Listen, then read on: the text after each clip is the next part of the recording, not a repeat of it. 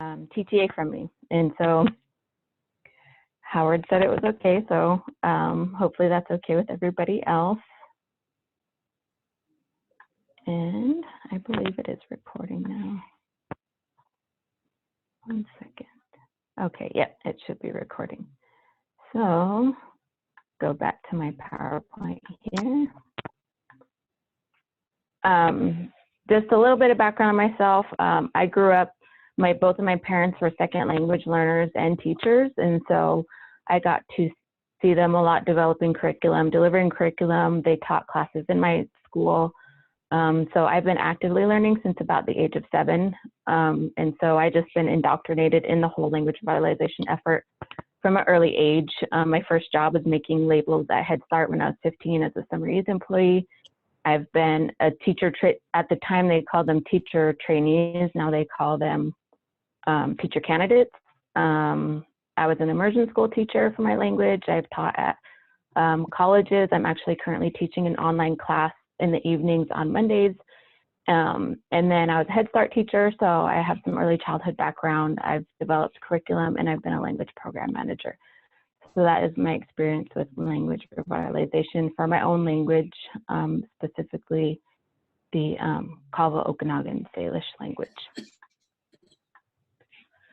Before I show you all some really cool tools and strategies, I wanted to go over a little bit when when I'm planning to develop either lessons or materials, kind of what I'm going for. So there's 6 pathways to the brain, and that is through all 5 senses and then physically doing something, practicing what you're doing. And so I also wanted to share this quick video. It's only about 2 minutes on the importance of social engagement as well. So let me flip to that really quick. And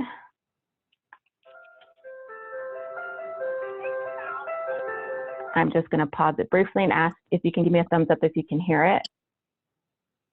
Yes. Okay, awesome.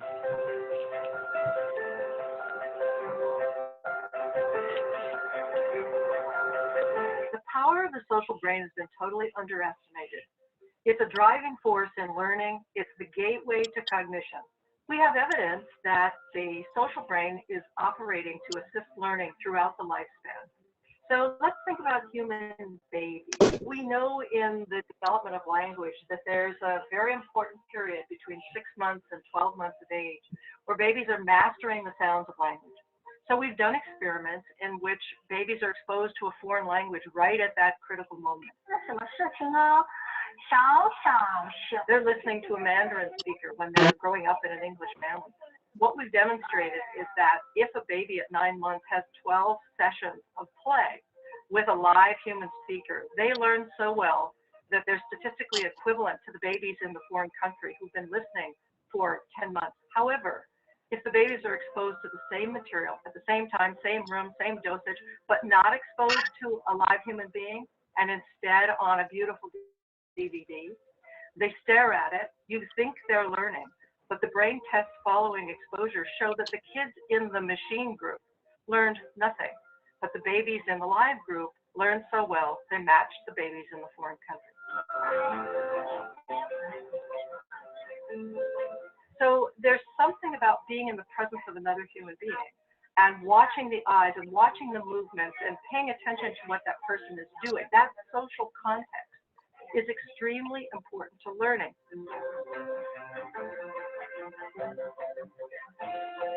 We can see it in school-age children who use the social brain when they're interacting with one another to collaborate, when they're studying how another person goes at it, when they're watching the eyes, even unconsciously, of their study partners to work towards a solution together. In fact, I like to say the social brain gates human learning, that without the motivation and information provided by the social brain, learning just doesn't take off in the same way that it does when the social brain is engaged.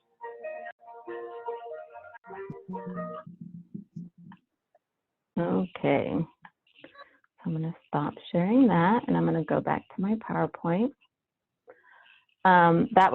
I felt like that was an interesting study for me with the babies, in that, you know, playing audio and video to, at least to young babies developmentally where they're at, they don't really pick up on it as much as if you are with another human being.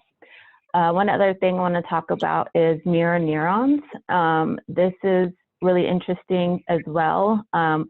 Sometimes when you're in class and you're taking turns working on, say you're doing total physical response and you're working with one person and the rest of the class is watching, sometimes what can happen is the students who are not being directed through TPR, they might pull out their phone, they might get distracted because they think it's not me up there learning, so I can kind of check out for a moment. But what is important is for them to watch, because there's these neurons, which are brain cells, that activate when you see an action being done, and your brain actually reacts as if you're doing it. So for example, if you see somebody fall and like get really hurt, say they just hit really hard and they hit their head, and you kind of wince and you like close your eyes, that reaction is because when you see that happening, your brain is responding as if it happened to you. And so when you see, when you're listening to somebody and they're kind of doing something that you feel like it's embarrassing, or like they're bombing and you're thinking, oh my gosh, I feel so embarrassed for them, you almost can't watch because you're responding as if you're the one getting embarrassed. And so we have these brain cells that if we watch something happening, we respond to it as if we're doing it. So watching an action done is just important as doing that action yourself. There's also been studies that have reported that mirror neurons in monkeys actually fire both in the observation of somebody performing that action in their presence, and at the same time, they still respond to videos of the action that they're seeing as well. So monkeys, their mirror neurons fire in a live presence of somebody doing something, and then a video of it. And then we also have fun and engaging. So superior learning takes place when the classroom experiences are enjoyable, relevant to students' lives in interests and experiences. When classroom activities are pleasurable, the brain releases dopamine, a neurotransmitter that stimulates the memory centers and promotes the release of acetylcholine, which increases focused attention.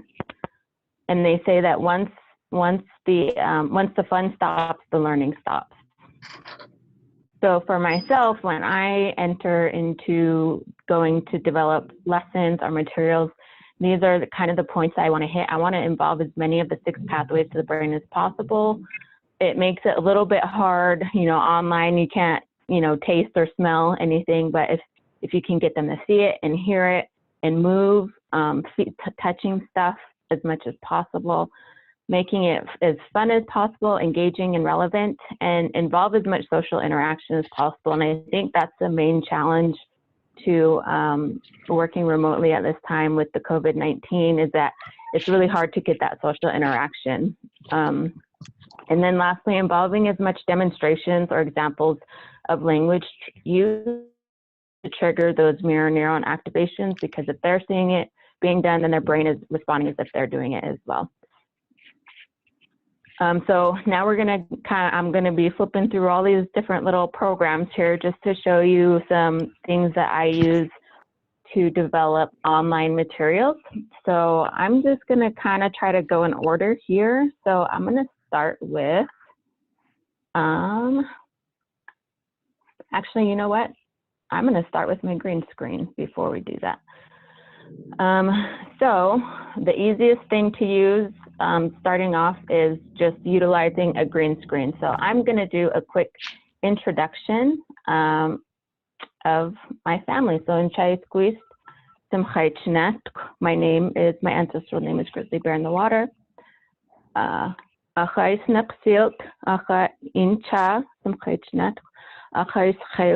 Lewis Marshan Boyd. Tomin, Achais Umkailt, Samarta, Achais Psi, Atmaiken, Usachais Psi, Inkonim. Achai Stemtima, Alice Swan Stewart, he squeezed. Achai Nkikoa, Gilbert Stewart, he squeezed. Oh. Achai Tum, Martina Welshula, he squeezed. Misachai Mistam, Martin Welshula, he squeezed. New sweet. Oh. Misachai Kakna, Genevieve Friedlander, he squeezed. With Kinto Inchalium. So I just introduced my family, my husband and my children and my parents and my grandparents, and I said I'm from Inchalim. This is a picture, this is the iconic image of Inchalim because you need a ferry typically to get there. And also my name, grizzly bear in the water. So that's a really simple way to, you can just kind of pop back and forth. You can preload into Zoom all kinds of images. You can also, for example, we have this song, it's called the weather song. So you can go skini skaka apna apna apna skini skaka apna apna chkukula. It's a sunny day. And then you can keep singing that song. It's late, it's raining, it's cloudy, it's windy. You can use all kinds of stuff just with your green screen. And I'm going to give you one more green screen demonstration, but I need to take my green screen down to do that. Give me one moment here.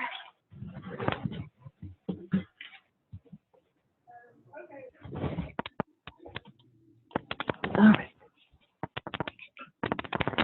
So I have an image here, and everybody say we've been going over a certain vocabulary, and I need people to guess what image I have, okay? So I'm gonna just kind of, let's see how this goes. I'm just gonna kind of show you just little bits of the image.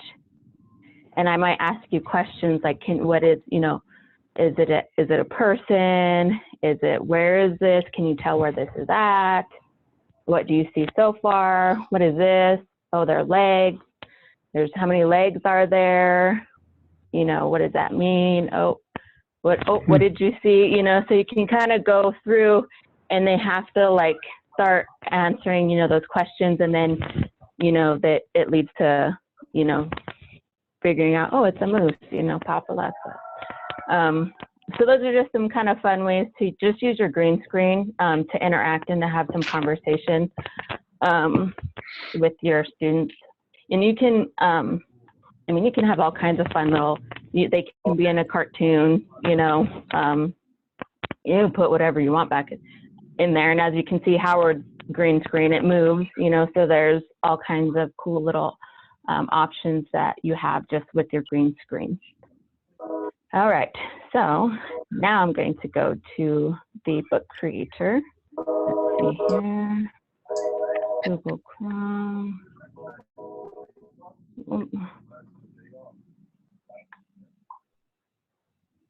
Not this one yet. Okay, one second.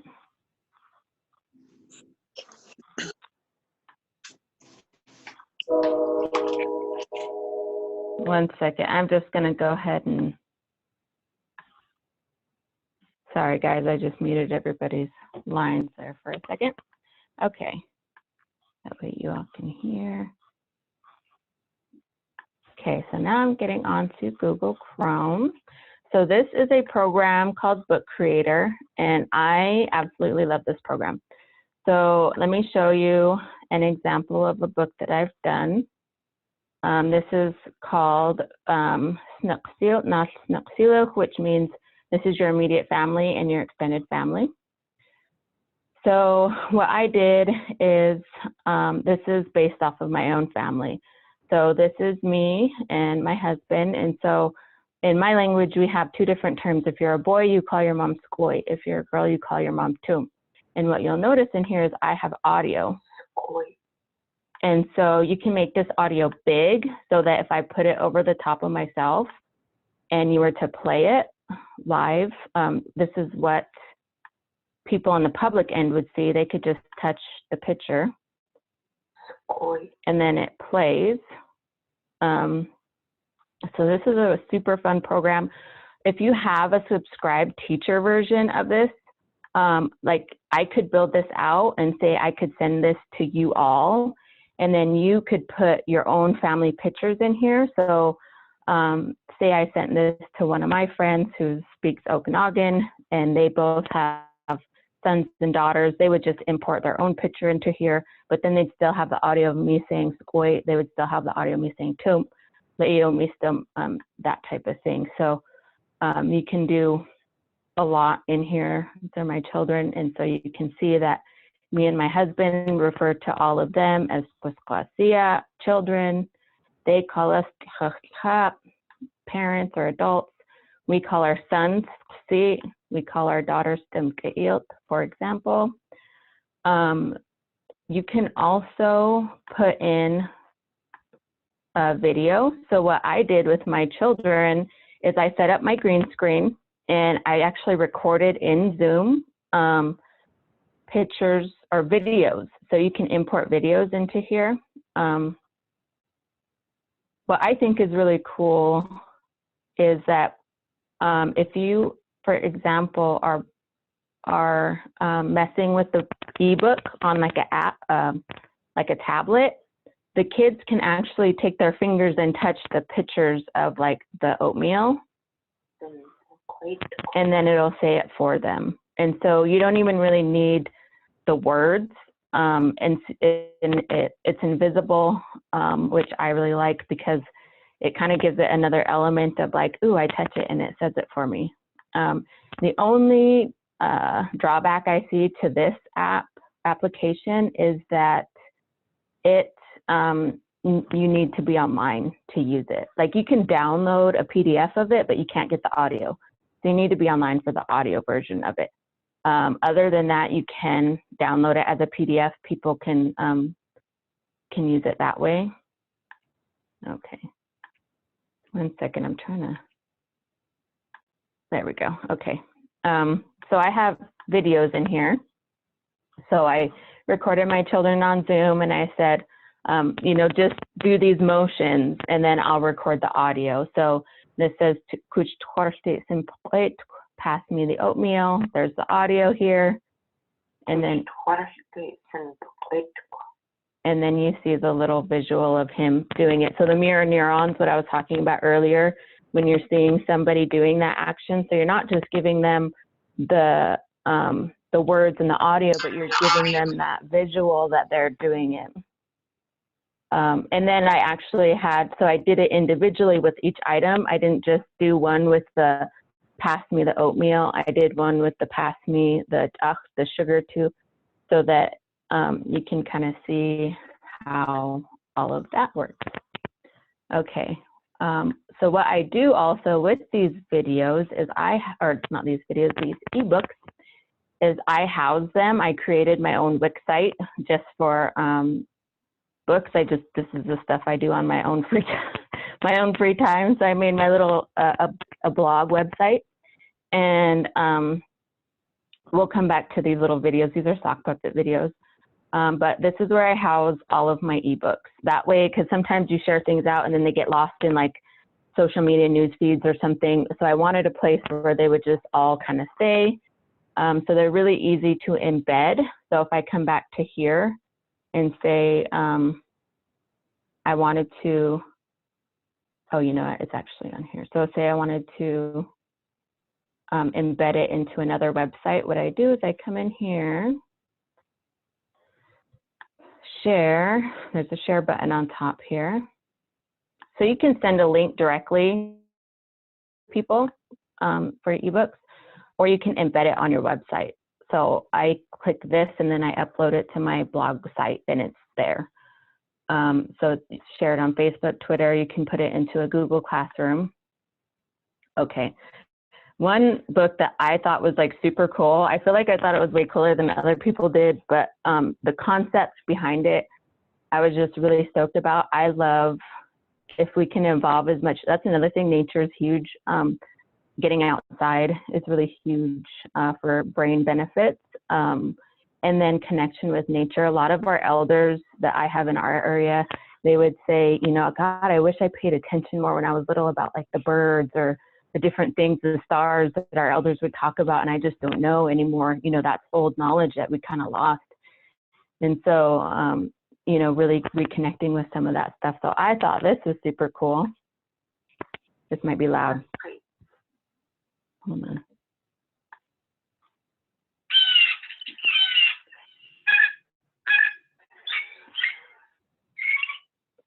So what I did is I went online and I downloaded like MP3s and MP4s or MP3s of the bird's actual sound. So, and then this is a counting book, like how many birds are flying around, and it kind of just goes up to 10. But I thought that that was super cool, being able to actually get the sounds in there of the actual bird. So you can do that with any animal. You can do that with your orthography, or your phonetics, your language phonetics. And then have them kind of listen and guess. And that's really great for those of you who are like teachers with young children. That's like super awesome, like just cognitively, the benefits that come from that, having them even guess what bird sound that is super great as well. So that is the ebooks. Just show you one more of these ebooks. This book I have in both ebook format and it's in print. I published it through a company called Digipod, so you can actually correspond print books with ebooks, so that if they need the audio, they can refer to the ebook for the audio, and then their children can have, studies have proven that children actually still prefer paper books, which is really interesting, I thought. So what I like about this program is it also allows you to isolate. So for example, you can so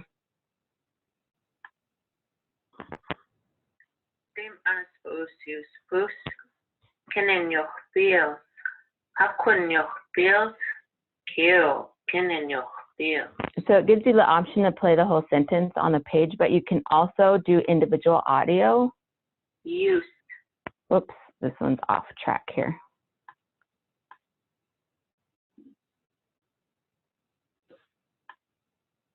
Q. That audio is all off track, but you should be able to touch. You can also add audio to do the words individually. And what I did as a sneaky kind of a thing in here is I actually, let's see. I made some of the background like clickable, so that means flowers, so they can touch part of the image as well and not just the words in the book. Okay, so that is the, oops, that's the Book Creator app. Let's see what else we got here. Storyboard that, quick response codes. So, what are we sharing here? Okay. So, I'm assuming that everybody has a, or that everybody's aware of the storyboard that. I know I did a part of a training on it when we were in California with Ryan and Tanya and Howard. But just a quick visit in case some of you haven't seen it. This is a really cool storyboarding program. I use it a lot, as you can see. Actually, if we go back to my website, I'll show you really quick here. I do something a lot called app smashing. So app smashing means when you develop things in different programs or websites and then you like put them together. So what I did in a lot of my ebooks is, for example, I made, where'd they go? Oh, so this one, I made this and storyboard that. So, and then I just saved the pictures and then I put it into my Book Creator app. So here you can see that if I go to, let me go to my storyboards really quick. My storyboard.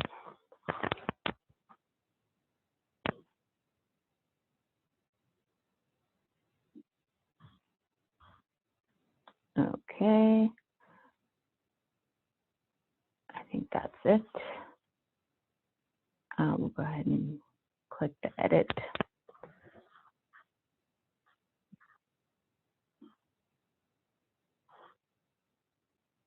Alrighty.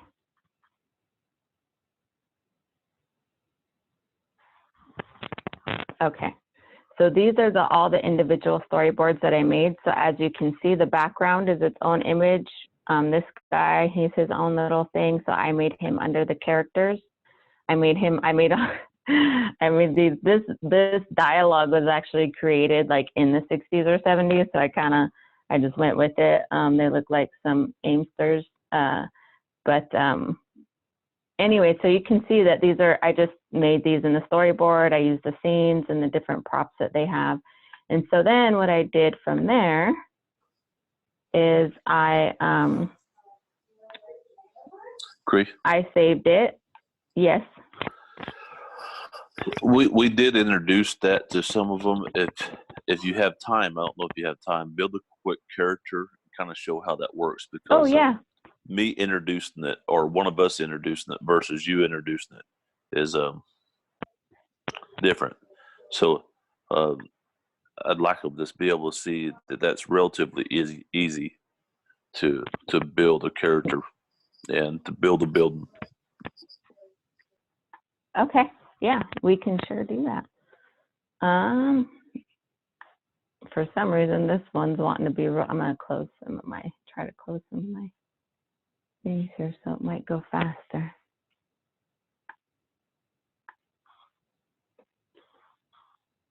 While that other page is loading, so you can see that I just saved those images as individual. So each one of those scenes, I saved it as an individual image, and then I just loaded it into the ebook app, and then I wrote the text directly into the ebook app. So I did not write my text in the storyboard that. I just used the pictures from storyboard that, put it in, and then I did the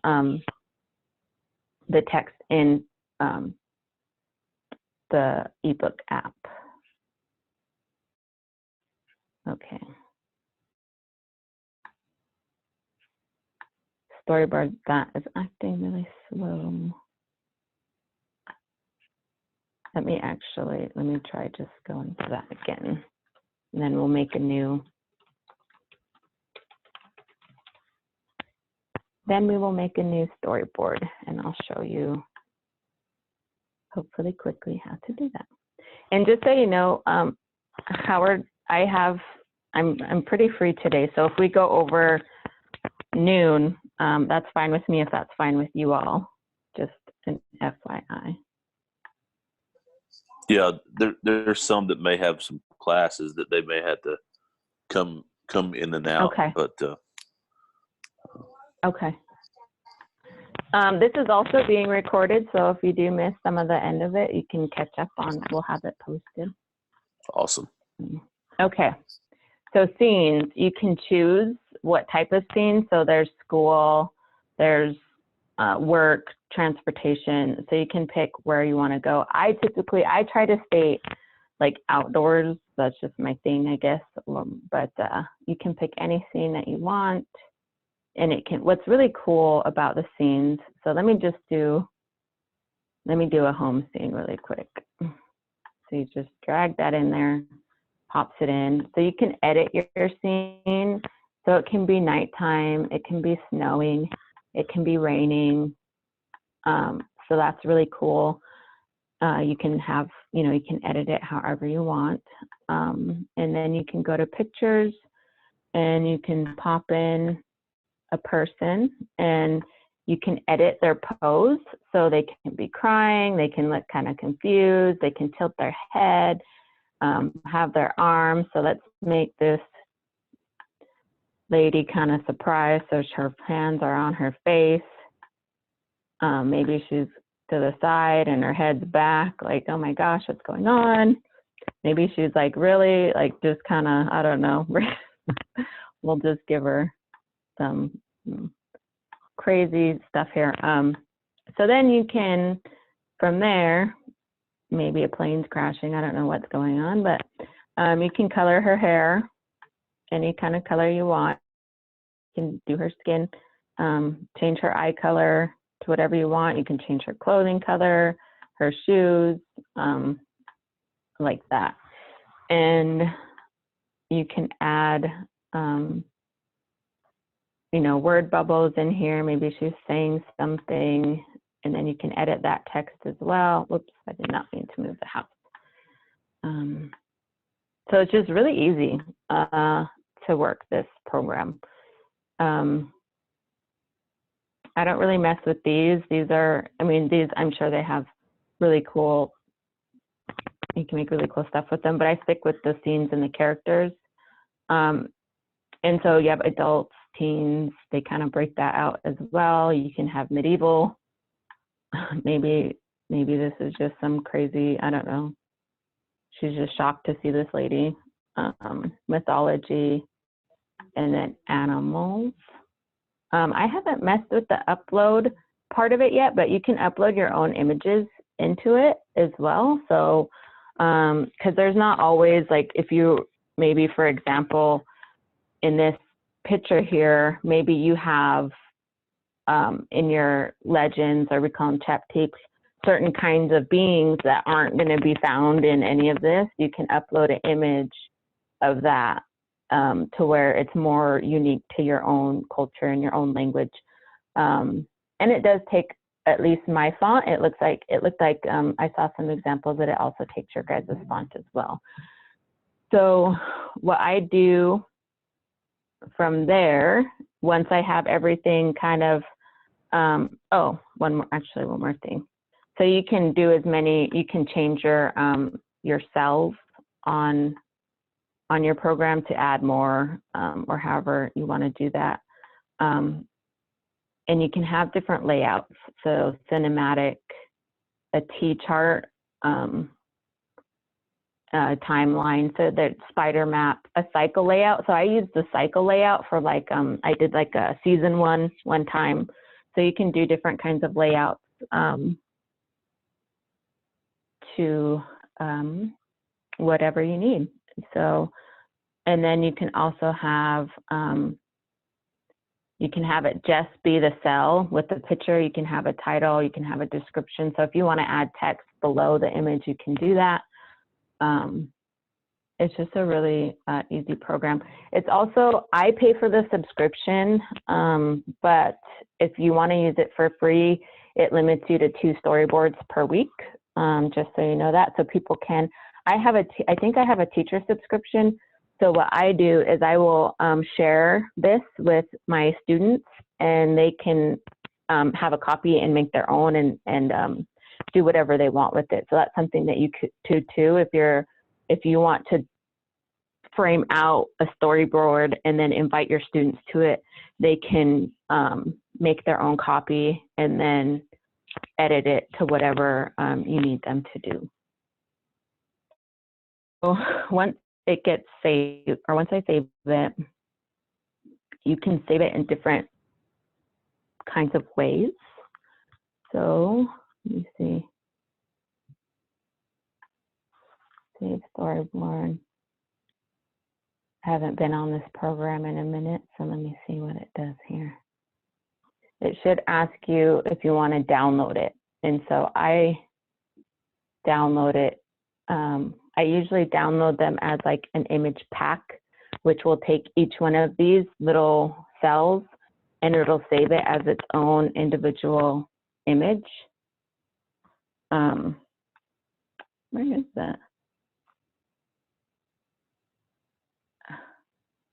I don't know why it's not asking me to download it. Anyways, we don't have to kind of dwell on that, but you can download them, and you can even save them as, you can save it'll give you the whole image of the storyboard, and then it'll let you save the images individually. Okay, so I sent out earlier, let's move to the Google Docs. I sent out some links earlier. If you guys have copies of that, this will be, let me see, I believe I sent it. This is the Google Doc link. I'm pretty sure that's how I labeled it. So if you all jump in there, let's see, is that people there? I think there. I will show you what you can do with this. It's pretty cool.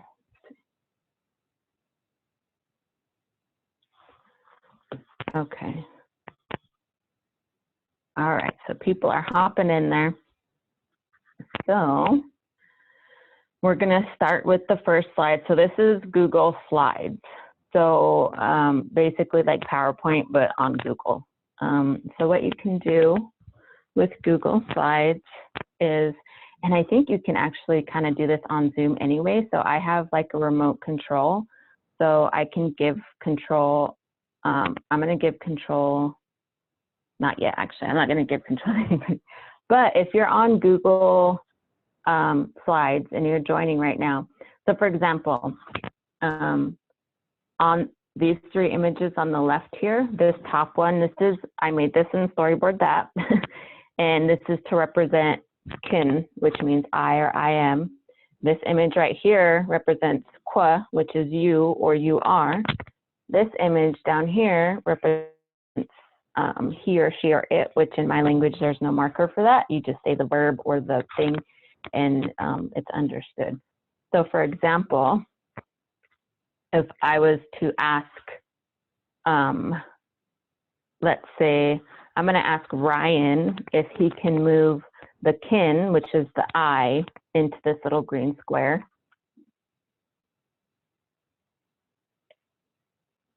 If you're on there.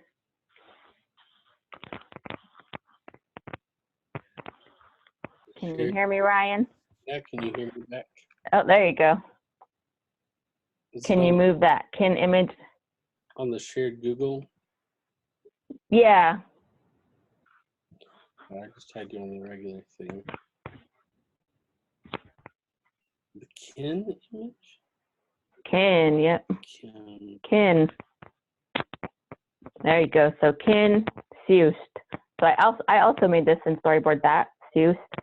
So she's holding her little cup. Kin, Seust. Okay, go ahead and put the kin back. Okay, Howard, can you do qua? Qua. Qua. I don't know if you can see me motioning. Qua. Qua, Seust. Qua, Seust. I'm sorry, Kriya. I'm having technical difficulties, so Uh-oh. you may. Okay. Let's see, who else do we got here? Who's in here? Yeah, late Tom. Okay. Oh, they also. So anyways, if everybody's in Google Slides, I can ask people to move things around and it moves and we can all see that. There you go, qua, somebody did it, labeled. Qua, Seust. And so you're also able to see me as well. And so you're seeing me do the kin, Seust, qua, Seust, Seust, whoever.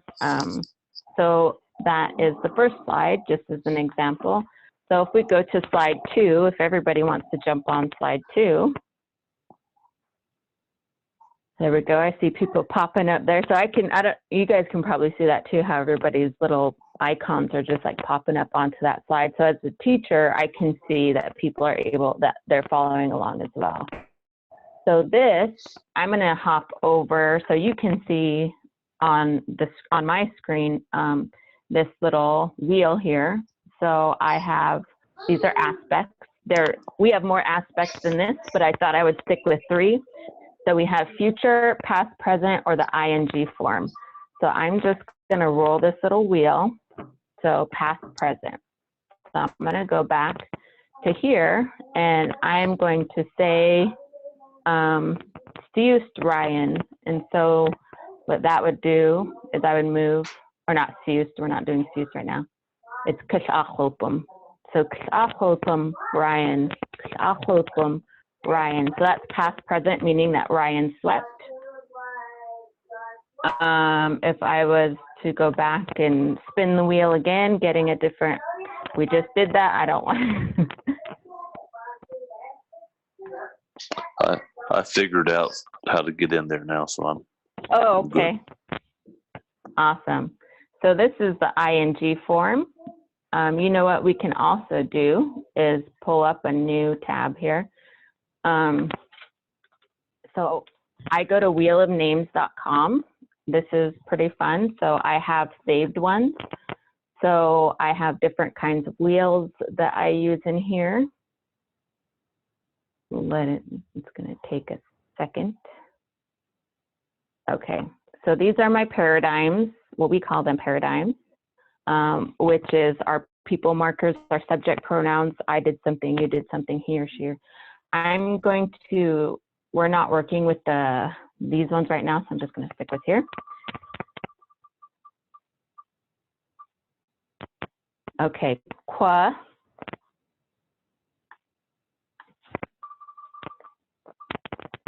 And then future. So, I mean, ahead of time, I would have worked with people to say that this is the past present version.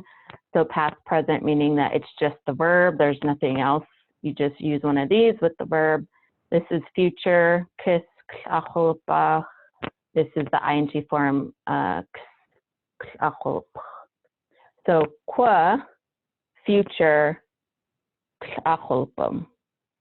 Can anybody guess that one? I know this is really fast. I wouldn't go through that fast with anybody, but if somebody wants to guess, quox achulpach, quox achulpach, quox achulpach, you're going to sweep the floor. Quox achulpach. There we go.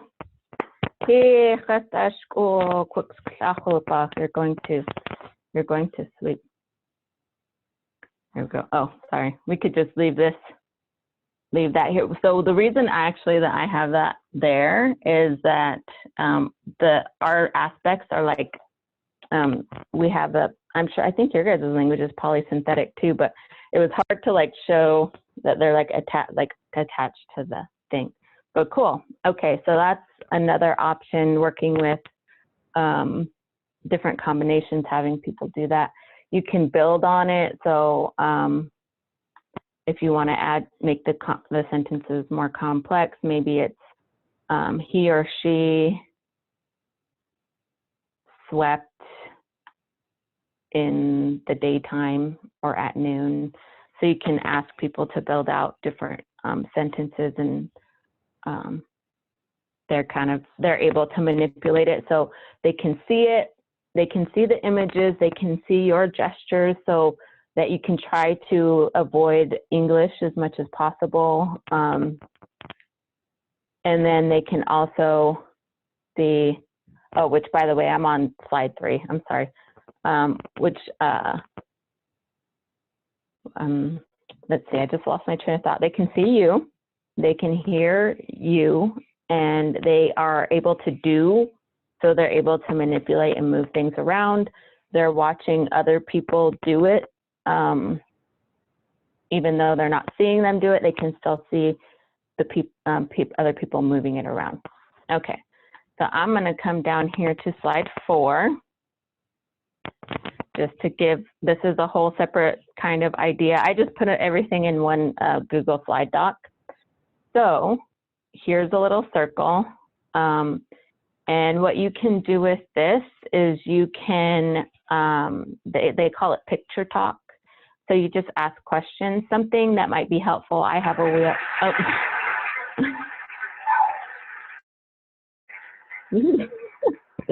Okay, so I have a wheel that is for questions. I have a question wheel. And, okay. So who, what, when, these are all my who, what. So this is a yes or no question. This means who, what. This is a either or question, where and how. So if I wanted to spin this,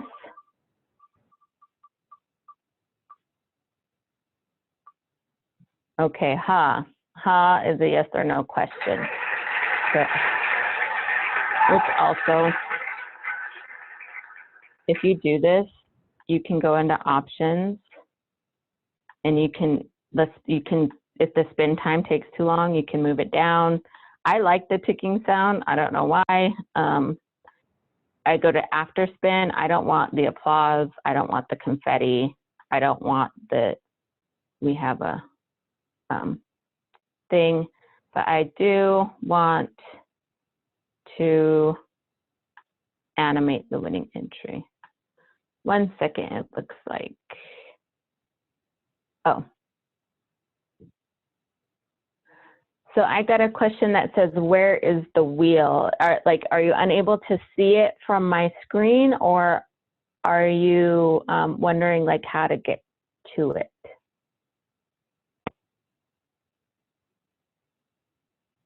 Okay, so,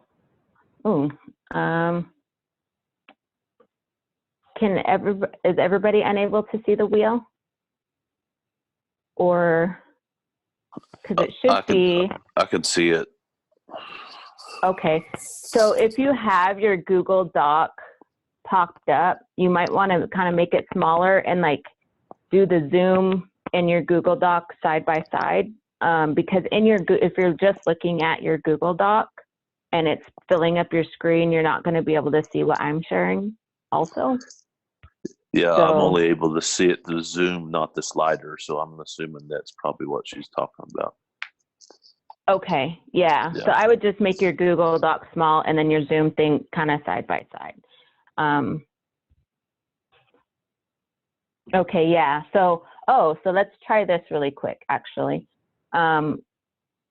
So I'm gonna give the remote to Ryan. Ryan, are you able to click on this wheel? Try clicking on it in the Zoom app.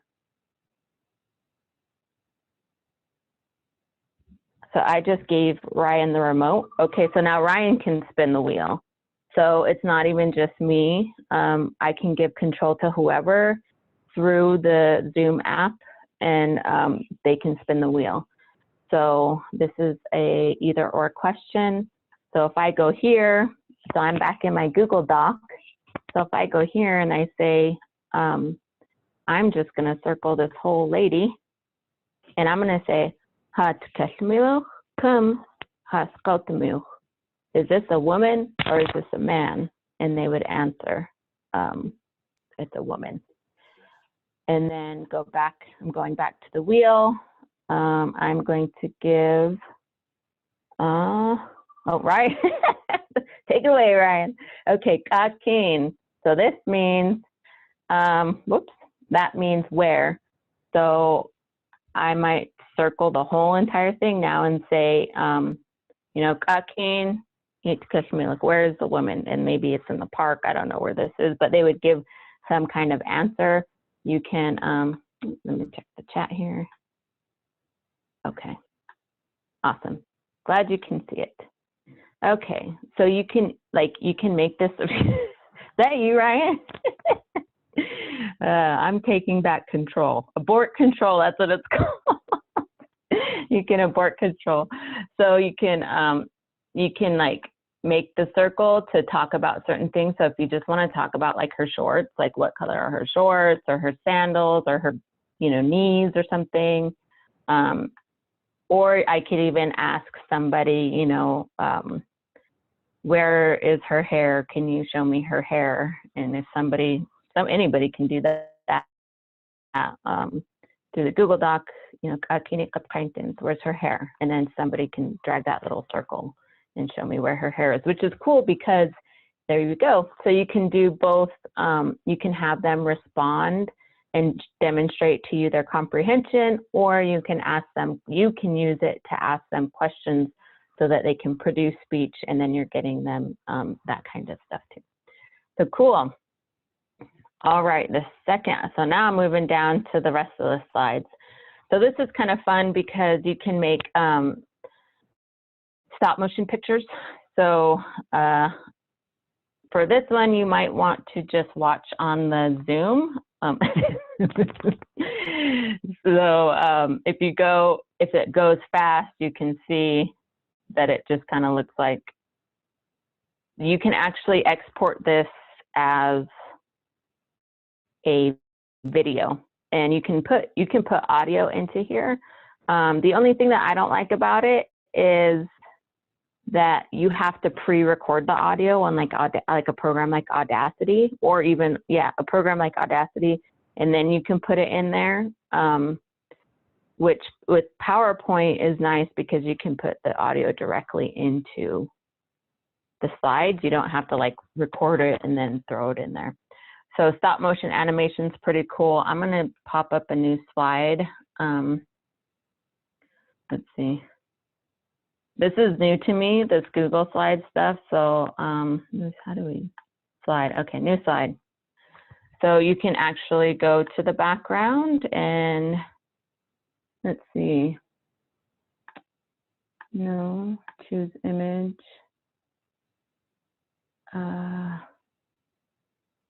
Google image search. So we're going to Google image search a background. So I don't know, the park. So you can insert that in there. Done. Might take a minute. There we go. Okay, so then there's your background. I'm going to delete these things here. And then what you can do is go to this little picture thing here, search the web. I'm going to go with, let's just go with a girl. This is kind of a sad one, but we'll go with that. And no, I don't want that one actually. Yeah, you can comment on other people's stuff too. That's actually something really cool. So if you assign homework to have people build out stuff on like a Google slide or a Google Doc, as an instructor, you can give them feedback and say, oh, it'd be cool to do this, or have you thought about that? Or give them, you know, we'll go with 6 figure. Okay. Yeah, we're gonna drop this guy in here. I'm gonna resolve that. Okay. So now we have this little stick figure in here. And so basically all you do for stop motion animation is you copy this, paste it. So now you have a new slide. So now I'm on slide 30. You take this guy, you can make him bigger, or you can just move him one slide at a time. Just move him and then just keep moving him. And so he just kind of moves. He's just moving down the thing, and then you can export it as a little video. Okay, so that's Google slide sharing stuff. Let me see what else I got here. Okay,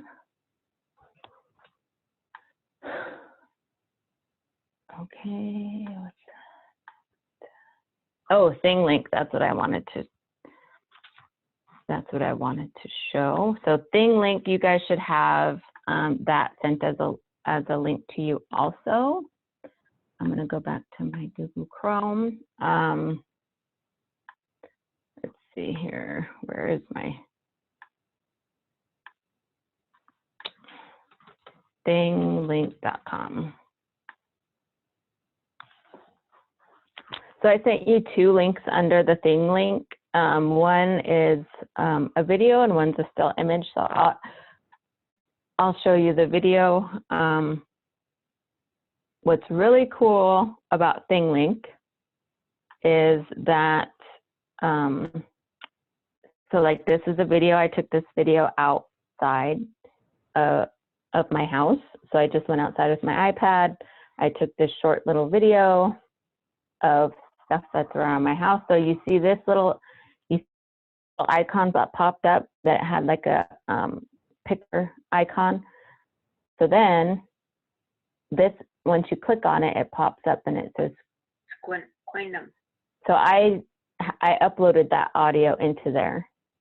So you can see the up close picture of what a Queendom is, and then you can put all kinds of information in there. You can talk about, you know, when it's ready. These are what we eat these in the spring. So then the video continues, and then another image icon pops up. You click on that. Okay. Video continues. there's a new one. See, Then you close it, and then it continues. Then you can click on another one. So that's ThingLink. It's a super, super cool program. Let me see here if I can get back to my other one. This is a program. So I use a program called, I really app smashed in this one. So let me show you quickly. Poplet's really easy.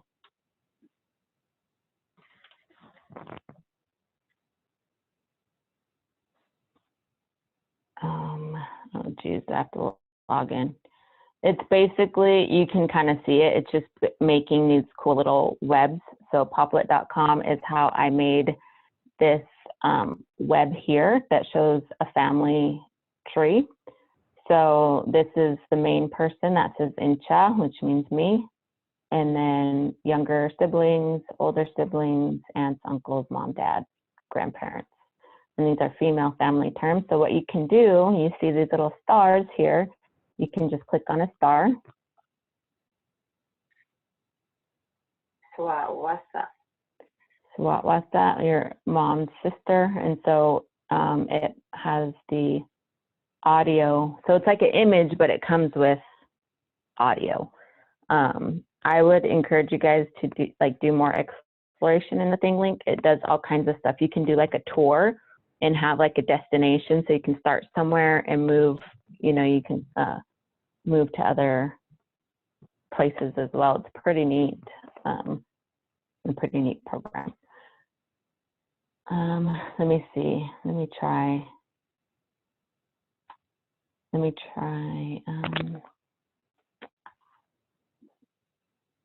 Yeah, so you can upload one of those 360 videos. You can upload a video or an image. So I'm gonna upload one of my little storyboard that images.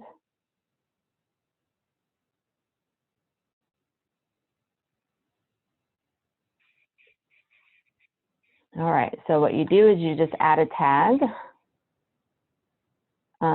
I'm gonna add text and media. I'm going to, I'm gonna change the icon here. I'm just gonna have it as a picture. We'll just go like this. Oh, I need the right.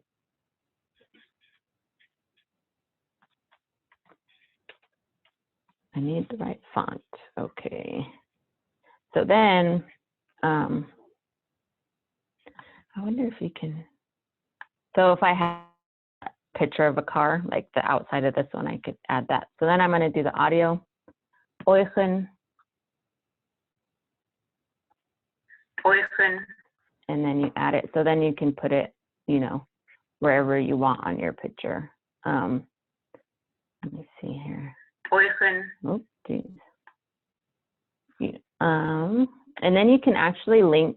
So for example, if we went back to that nature one with the squinquinum, the Indian potatoes and stuff, if you had a website that was like super descriptive on like all the facts about that plant, you could link that website to what you, to that image or that audio of that squinquinum in the video that I took. It can take them to a whole other website so they can learn more about it. So it's just a really cool thing here. See, gotcha. So Cree, you could take like a picture of a kitchen, and you could put that same thing on a stove, the window, the sink, and you could put Cherokee all in that, right? Yep. So this is okay. Well, I was thinking of. Can you put like a little video of somebody that's running, so that you could say this person's running? Does it have that capability? Well, you would, the thing itself, so like the thing link itself would be somebody running, and then you can add tags to say like this person's running. So let me Okay. try, let me I see. got you. Let me try editing. What I was thinking about doing is like having all my kids line up and like taking a quick little video on my iPad and like have them line up, and then one moves and then the next one comes up, and then I can tag each one, and I can say, have, when you click on it, it can say Tolmin he squeezed, Tolmin's his name, you know, or Achai Squeezed, and then, but it's just going with that short little video, if that makes any sense. But let me try it. I'm going to show you this really quick. So this is the video here. What you do is you just kind of put it on the timeline that you want. So we're going to add a tag. I'm going to do, you know what, let's do a regular one right now, or a for real one. I'm going to go to Google, and I'm going to search for a pine needle. Images. That's not what I want. That works. Okay, so I'm going to save image as pine needle JPEG. Okay, coming back over here, I'm going to add text and media. So I'm going to show that it's a picture. You can do whatever kind of color you want. Let's see.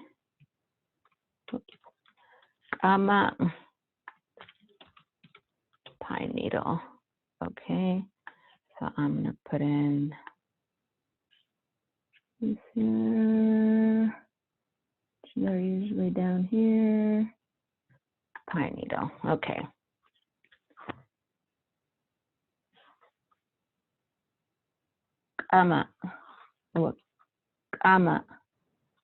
Okay. So now actually, hold on. I'm going to redo that audio. I didn't like it. Okay. So now we're done with that. So I'm going to put this, where do I want this here? I'm going to put this in between. Let's put it, I'm going to make some room. Okay, I'm going to put it, where did I put it? Okay, this is, I want it over here. Come on. Now I'm getting myself all mixed up with all my little tags. No, where is it at?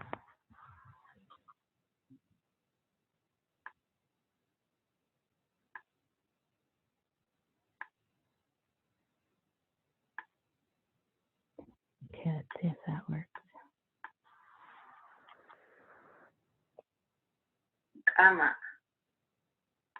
So you can also move it like on the screen. So if I don't like it right there, I'm gonna move it back here.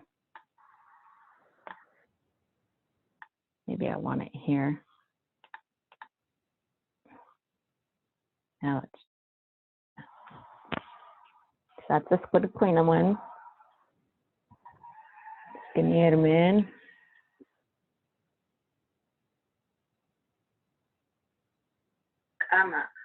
Okay, then it keeps playing. And then, okay, there you go. So that's, you can put in your different little tags. What I would do, since that was my first video thing link, is if you're recording stuff like that, to make sure to kind of like pause on it for a while so people have time to click on that little tag. This kind of went through a little bit fast, but anyways, that's thing link. And then quickly, so I actually have, I don't know if you noticed that I've joined on my iPad as well. So I'm going to, I was trying to figure out how I'm going to show you, because some of these are apps. Some of them you can't really do on you can't really do on a computer. So if you notice, I joined via my iPad, so there's 2 of me in this thing. So I'm gonna make myself on my iPad a host. So yes, so let's see if I can show you on my iPad. Share content. Let me see, I will probably have to pop one of these. Okay. How is this going to work here? Screen. Okay, so I'm gonna.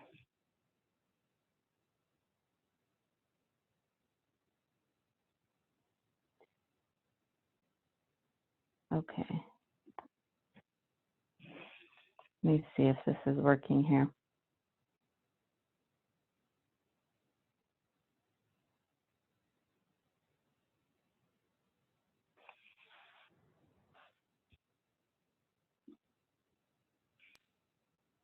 Okay. So you should be able to see my iPad. And I'm going to go to this program called, what was it called? Plotagon. So I have not made a full animation with this program yet, but it's free and it's really cool because look at all the different like expressions that you can that you can have her do. And so this is like an animation program. It's free. Like I said, I haven't had the time just to kind of go through and make Dr. Evil. You can do all kinds of faces in here, which I think is super cool. So you just create a video, you have your little, oh geez.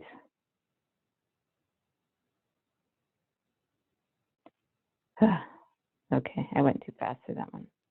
So I think the TV sofa sounds fine. I'm going to create a character. So you can do, I'm gonna make this one a male. And we're gonna go to the hair. Let's see, we're just gonna change his hair a little bit, give him a little mustache. His eyes are all right.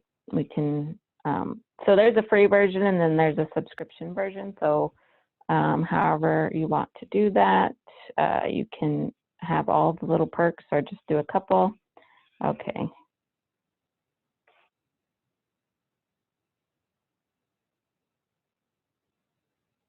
We're gonna name this guy Chatch. Okay, so we're gonna pick him. So he's sitting on the couch. So we can have him wherever he wants, wherever we want him. Let's see here.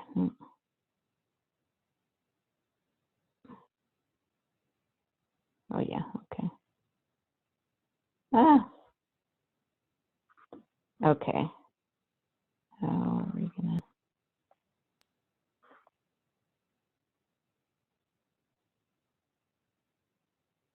Okay, so then now we can do all. So he's gonna be scheming.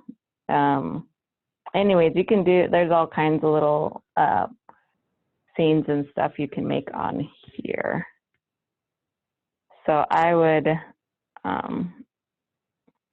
give this app a try to make cool little videos. That is Plotagon, if you can see. Oh no, oh, there we go, it should be catching up. Plotagon. Another cool one is Sock Puppets through, this is a iPad app only, so you can choose your little characters. I'm gonna go with this little alien guy here, next. And then we're going to, where do I want to be? I'm gonna be in a spaceship. My kids have come up, I let my kids do this and I tell them you can only do language and you can pick your little props. and they're pretty good about it. So actually, you know what? I want to show you how you can have little conversations. So I'm going to have two little aliens in there. Okay. So now you have two people. I just threw that little prop in there for just because, I guess. Okay. So you can see there's a record button on top, and then there's this little arrow that I'm touching it with my finger. So that's what happens when you see the arrows go back and forth as I'm touching it. So I'm going to hit record. Why is case? And 1 second.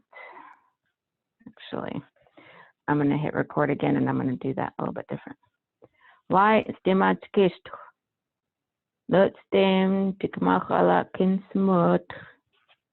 So when I talk, I just touch them, and then I say whatever, and it will kind of go back and forth.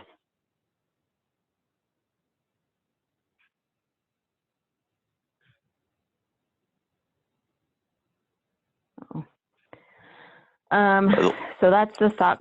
Oh, yep. I don't think we're, at least I'm not hearing the little aliens, but Yeah, he's there. it's okay. It's probably just because I'm sharing from my my iPad. But when you do it, you should be able to hear them. But I did share some of your sock puppets on my Facebook account. Okay. If anybody wants to, Okay. it's the same.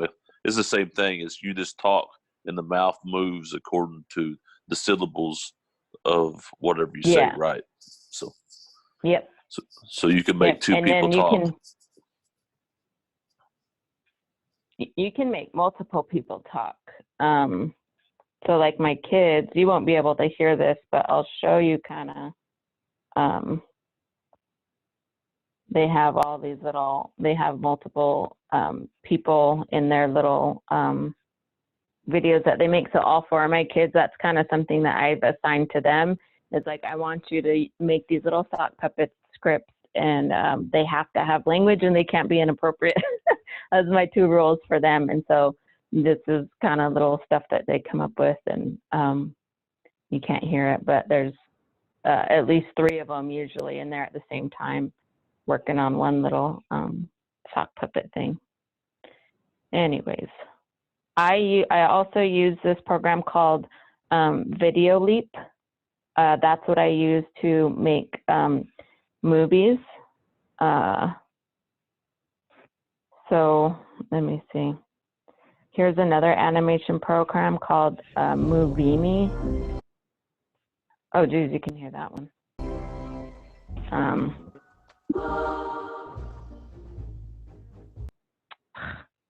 I don't know what it's doing. Okay.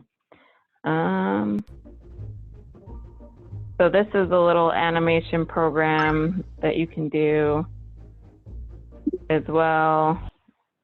I don't, it's pretty easy to use.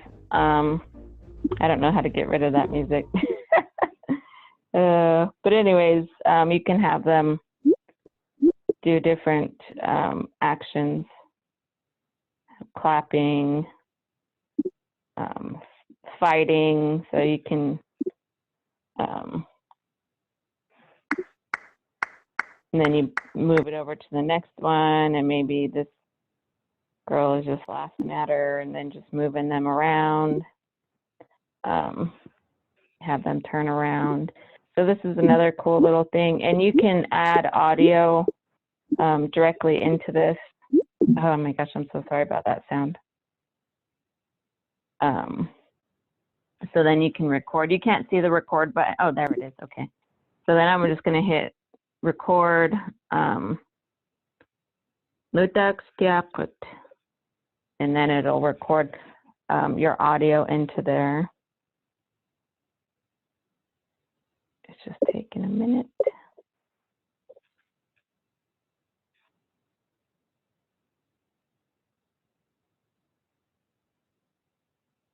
Okay, so then that little scene is saved. So then you go to that little clip thing, and then you can it imports it into a timeline, so you can make multiple clips on top of each other to create a movie. So let me show you. I put that into this program called Video Leap, and because you can't add text into the Movimi, I used Video Leap to add text to it. And you can't hear this either. There is audio in there. Oh, never mind. You can hear it. Hast. Taken hast. I think because of the And iPad's a little bit copy. slower than the Ewa. iPad's a little bit the iPad's a little bit slower than the computer, so it's like kind of has a lag. But Movimi, Plotagon, Stock Puppets. There's also this program called Flip-A-Clip. That's another program for stop motion animation, and you can draw it yourself. So here's a little random little animation that I made for stop motion. And then I have the Book Creator app on my phone so that I can do it on my iPad. So I can do it on my iPad. And then, yeah, that's the main apps I have. I also have Storybird's app, but that's not, it's useful, but I don't know about for this, what we're talking about now. But anyways, let's see. I'm going to go ahead and stop the broadcast on my iPad. Oops. Whoops. Stop broadcast. Okay. And what's so cool, Cree, is you've had us use them before, and even the folks that's really not very tech savvy is able to do that relatively quick. That's including people like me. So yeah, I try to pick things that are like super user friendly and either free or really affordable. So I mean, there's things you can do a lot of stuff on like Adobe, but not everybody has access, or Adobe programs are really hard too. So so that's something that to think about. But anyways, and one other thing, like if you have people on, for example, I'm on my iPad.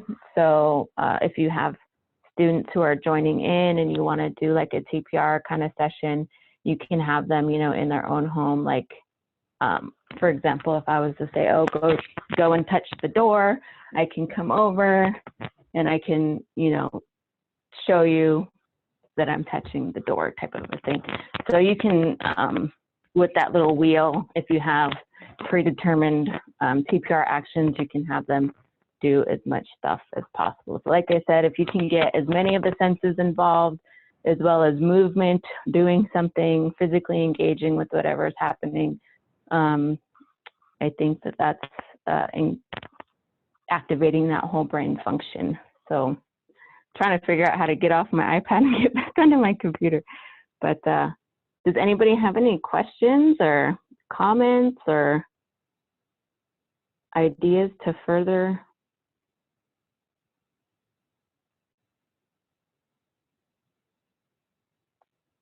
Cree, you sent a list of the links. Is there any way that you could follow up with just the names of those apps and programs today, and maybe note those that are free? Some of our participants today, student learners, and their own devices, and so I think a free app will probably be some priority. Right, absolutely. Yep, I sure can. also, Cree, I thought whenever you get the recording where you could share it, I'd sure like to have it, because I'm thinking even my kids, I wouldn't mind them watching this so that they could utilize some of them material for their apps and that sort of thing. So you could forward that to us. I'd appreciate it. Absolutely. A couple last things. Sorry, this is actually taking a lot longer than I anticipated, but just quickly to show What is this program called here?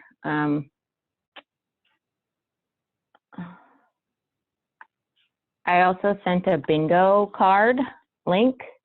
Let me share this with you. These are just some random games. So if you're wanting just to do like building up like vocabulary, you can do some of these just random little games here. So I sent a URL, so you should be able to generate your own virtual bingo card. And so what's cool about it is you can actually mark it off virtually. So if I'm the instructor and I have my little call list, I just quickly typed in if I'm working on phonology or sounds. You can put pictures in here as well. It doesn't have to be just words. You can put pictures. So if I was to say, you know, then everybody would mark off if they had a, or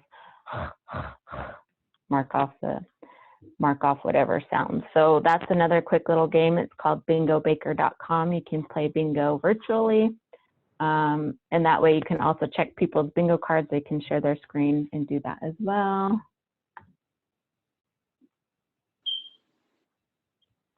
How much time do I usually spend preparing materials, and how do I usually block out time for that? Geez. I don't even know how much time I spend. I probably spend a good amount of time. If I'm teaching my online course, it's probably averages out to about an hour per teaching time. And I don't really like necessarily block out time for it. I just kind of do it when I have a free moment. When I make these materials, like for my own language, that's usually on my own time in the evenings. And I'll do it when I'm like watching a show with my kids. I'll just have my laptop on my lap while I'm just hanging out. But some of these are time consuming, and some of these are like really quick, like the wheels. These little wheels are super quick to make. The animations and the stop motion type stuff, that's going to be your most time consuming. Sock puppets are super quick, and that's why I enjoy those. So you can kind of pick also programs that get you a little bit more bang for your buck as far as developing materials. So that's a hard, because I mean, I'm always making something usually, so it's hard to even think about how much time I spend on that. Let's see here really quick. What was that? Is it school?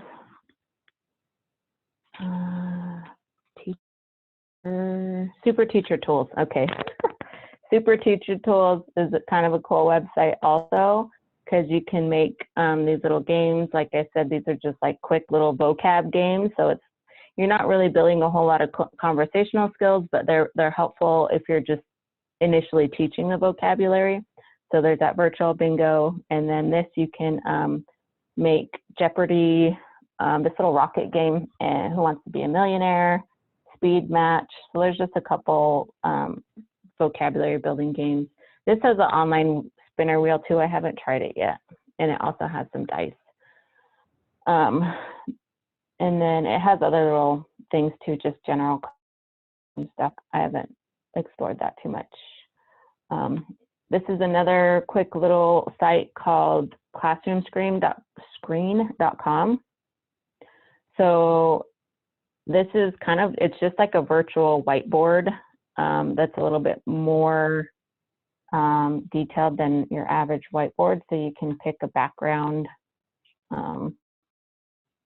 You can have different little, you can have a clock on here.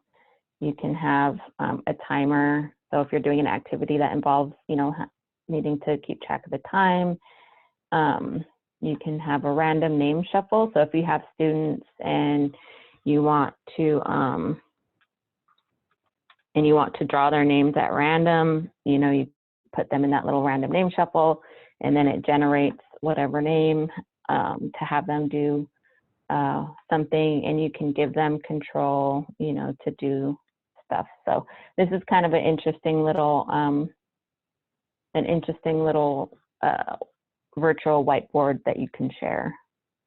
You can have people work together, set up your little thing, okay, class, time to work together, or if you're going through vocab and you want people to be quiet, if you want people to talk. Anyways, just some random little tools to make your active lessons, not just like study lessons, a little bit more engaging. But I also, this hopefully is my last little bit of information here. I got this current slide. I got this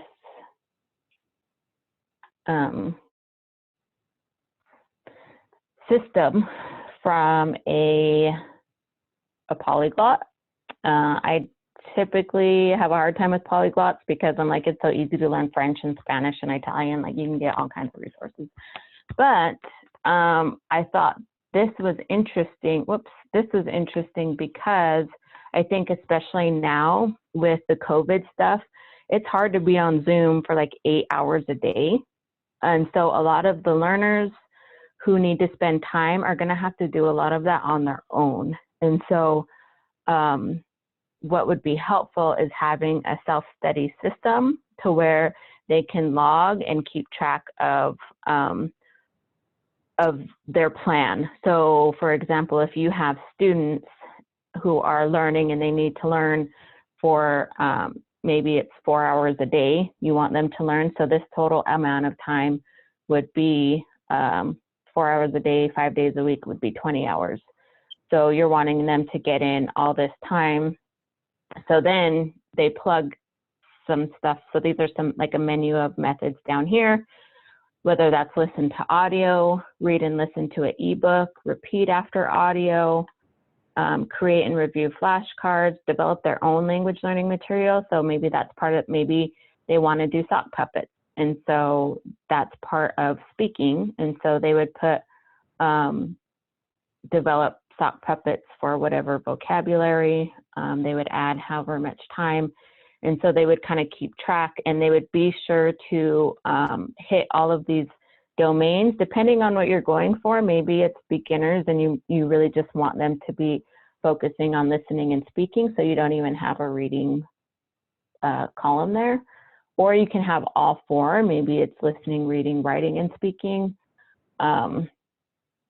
Self-talk, there's this thing called the gold list method, where you like write down a list and then you put it away, you bring it back out 2 weeks later, rewrite that list, and something about putting it in and out of working memory like that, how it's supposed to anchor it down into more long-term memory, or free volunteer reading. So for example, if you develop all these ebooks and you say, okay, I want you to learn the Youth Poos book. And then once you feel comfortable reading that book, I want you to record yourself, print out the PDF, and I want you to record yourself reading that book, and I want you to post it in an online language community. So like I do Facebook. Facebook's the easiest.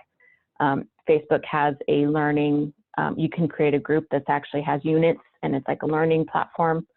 But then they would just create their own little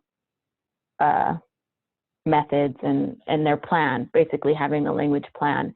And so as a teacher, for me, if I had students, I would be building out as much resources for them to read and listen, to play games, to do all that kind of stuff. And then they can, I can kind of keep up with them and provide them resources and support to continue their self-study system that's here.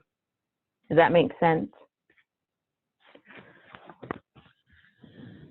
I have a question.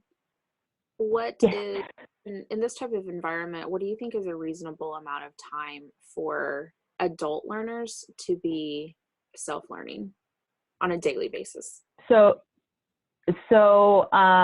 it really depends on if it's their job or not. So like say you have somebody who's just wants to learn on their own, and they're not involved in language work, and they're just like, oh, I want to learn a language. I would say that a half an hour to an hour a day would be good. If it's part of like their job, I mean, it does get heavy. There would have to be some time between those, because there's also science behind like your brain needs pauses to process stuff. So I would say not to go over like 4 hours a day, unless part of that is like just building up the material, but like the active learning itself, if you want to spend your whole day doing that, you probably could. But if it's just workable within your schedule or how things are going, I would say that you can self-study as much as you want. It just depends on where you're trying to get and how fast. I like the select screen that you got up, that you have like establishing a self-learning system that would be for our students and also good for us teachers as well. Because you were asking, somebody asked, you know, how many times or how long does it take to spend, you know, developing this stuff. Like myself, since this thing's been going on, like on Sunday nights, I'll spend a couple hours just trying to think of, you know, how can we use these certain words, like introducing 2 new words at a time, and we do that as best as we can right now, because we're not real, I myself is not real knowledgeable about how to use all this.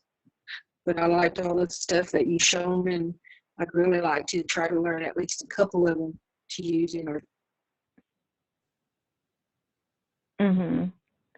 What I would do for you guys, I would like, what would be cool is like, for example, the storyboard that in like the ebooks, a lot of these programs have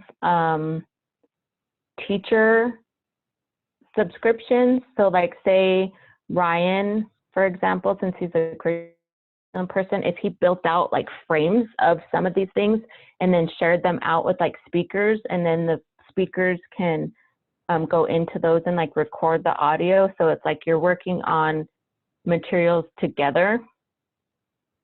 And then that way it's like not just one person doing different things. So for example, I could even send you guys my stuff that I've built out. If you guys want to use any of my storyboards or my ebooks that I've done, I could even share those with you guys.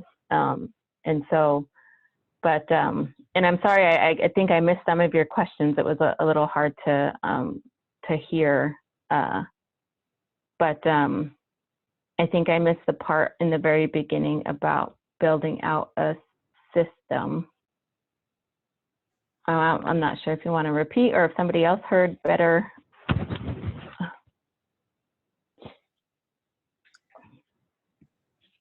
Cree, I think it was a comment more than a question. Oh, okay. Okay. Thank you. Well, what I think is cool about this is that one thing you would help us anyways, because you're about language revitalization, but it's kind of what you do. You're part of a team that helps the tribe and its partners, Cherokee Nation, along with some other tribes.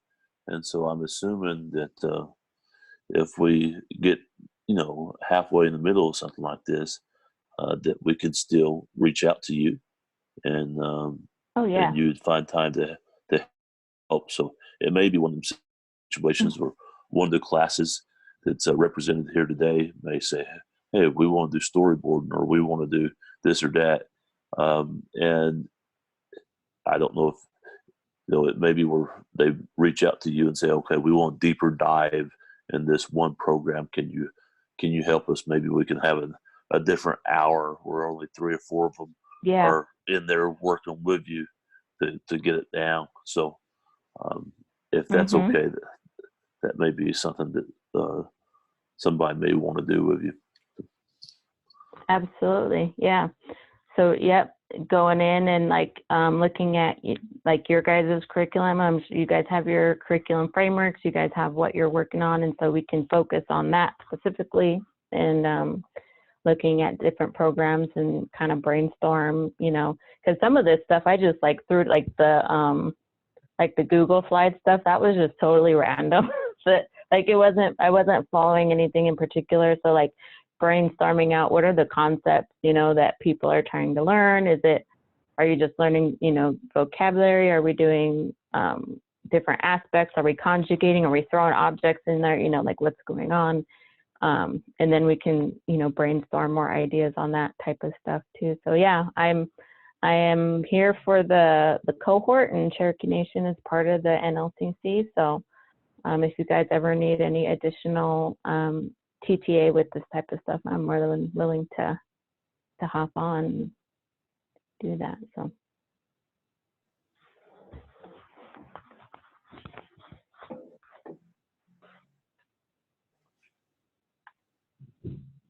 We appreciate your time. All righty. For Absolutely.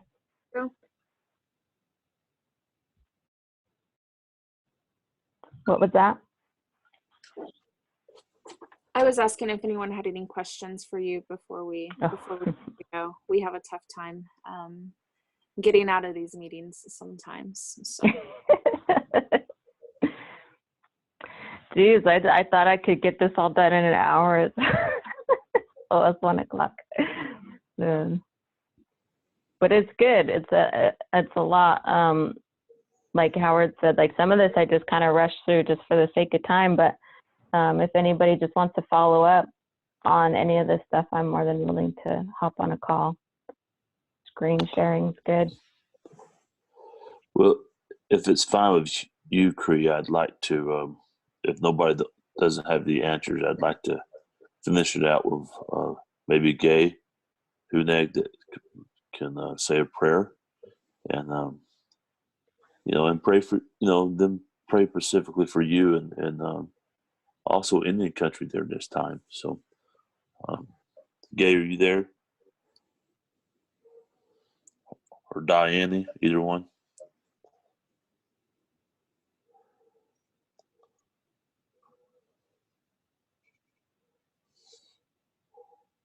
Sister, you're mute. You're muted.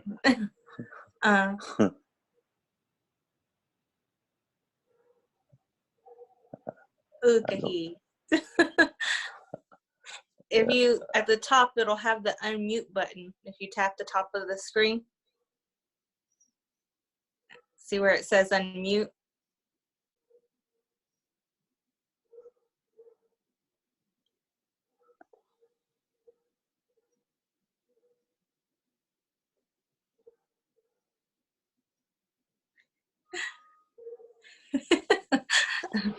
I don't think she, maybe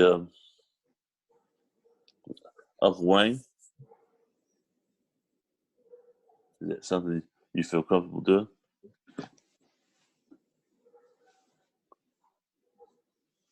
Sure. Yeah. Come on. Dato listina. Ja, nästan on oli liikennä tuotus molesku ne kaatsin ne hyksa helli tonni hytin se no kehes. Molesku he no kan ne tsootsa ne hytin ne kaat ne se hes no kehes ko hyksta no esta kati sai. Molesku hytin ne kaat ne Jing customers case one national knowledge to your huski no god one antennas no who's one national ni who that's a yo is na god hit nas one national ni who there's a yo is na god hit it's in news this one national a lot in the news they take in knowledge to hit na get to talk a horse ni husker his det læskåren er sådan noget spændende gå over det. Amen. Amen. Well done. Enjoy your leeches, Cree. We're thankful for you. So, Amen. what? Amen.